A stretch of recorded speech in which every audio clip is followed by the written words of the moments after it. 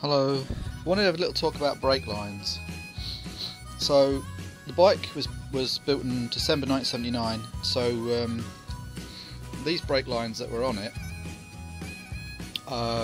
were rubber lines and they're over 38 years old, and so I think from a safety point of view probably should change them.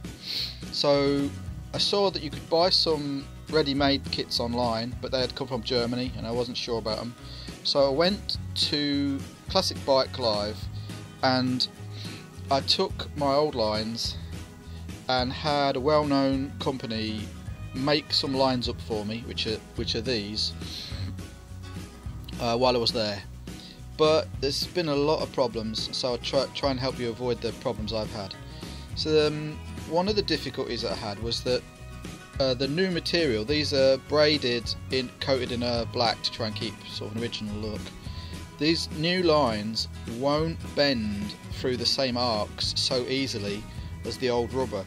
So I don't know if you can see, but I mean this particularly here, it's really at the maximum that it'll of its curvature there, and that was one problem. Another problem I had was that the actual width here of the banjo, it's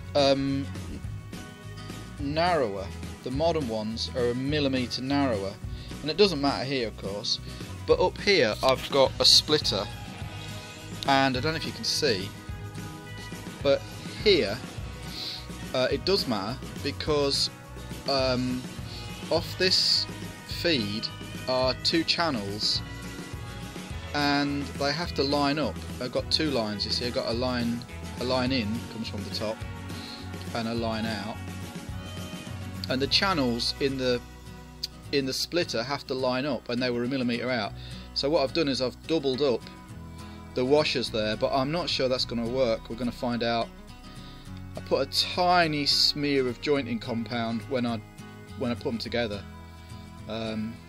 So we'll find out whether that works or not. But that was another problem, that these banjos weren't quite the same width, so something to look out for. And the other problem I had was my own making, which is that I fitted, in the end I decided to fit a new master cylinder, and the outlet is on the front, whereas on the original it's on the side, which meant I had to get a separate line made up altogether by the local bike shop. Around here it's I use a guy called Todd at T&R's in Lowestoft, so he made this line for me, and it's not quite as neat as the Hell ones because they're crimped and these are bolted, but still I think in the end what I should have done, and what I'd advise anybody else to do, is to take the bike to a bike shop and have the lines made up on the bike. I've had similar problems, sorry, here at the back of the bike. I mean, I've worked it out now, but I've had problems again with the curves of the lines, and with this line the actual banjo should have been offset at 90 degrees and it wasn't. They were straight through. So the way that I fixed that was I put this banjo in a vise between 2 rubber blocks so I didn't hurt the faces, and then I got grips on here and very gently turned it through 90 degrees, and it turned very smoothly. Again, I hope it hasn't done anything to the seal. It felt like it went okay, so we'll go and find out when we finally bleed the brakes. But yeah, the learning points from this are: be careful because the new materials don't bend like the old ones, and if you've got tight arcs or something it could be difficult. The banjos on these were narrower by 1 mil, that was another issue. And when you're getting the lines made up at a bike show or something like that, check them before you take them away, that they've got the angles right on the